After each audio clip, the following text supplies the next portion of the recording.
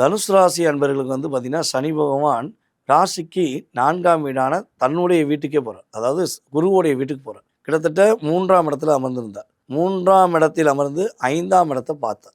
5ஆம் இடம். தனுசு ராசிக்காரங்க பல பேருக்கு பாடம் சொல்லிக் கொடுப்பாங்க. தான் அதாவது என்ன படிச்சிருந்தாலும் சரி, என்ன வேலை பார்த்தாலும் சரி, தான் கூட இருக்கவங்க நல்லா இருக்கணுங்கிறக்காண்டி வெளிப்படைத்தன்மையாக கற்றுக் கொடுத்துருப்பாங்க.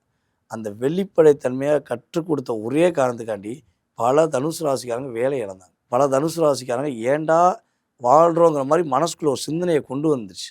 எல்லாருமே இப்படி போலியாக இருக்காங்களே, எல்லாருமே நம்மளை ஏமாற்றுறாங்களே, நம்ம உண்மையாக தானே இருந்தோம் அப்படிங்கிற குழப்பத்தை தனுசு ராசிக்கு ஒரு 2.5 வருட காலமாக சனி பகவான் கொடுத்தார். அதேபோல் நிறைய முயற்சி எடுத்து பார்த்தாங்க. என்ன கொடுத்தாலும் பரவாயில்ல, மறுபடியும் மீண்டு வருவேன் அப்படின்னு முயற்சிலாம் எடுத்தாங்க. பல அன்பர்களுக்கு அது முடியாத செயல்பாடாக போச்சு. சில அன்பர்கள் அவங்க சுயஜாத ரீதியாக முடிச்சு காட்டினாங்க. இதுதான் உண்மை. ஸோ அப்படிப்பட்ட சூழ்நிலையில் இருக்க தனுசு ராசிக்காரங்க ஒரு ரிலாக்ஸாக இருக்கக்கூடிய காலம், நிம்மதியான தூக்கம் இருக்கும்.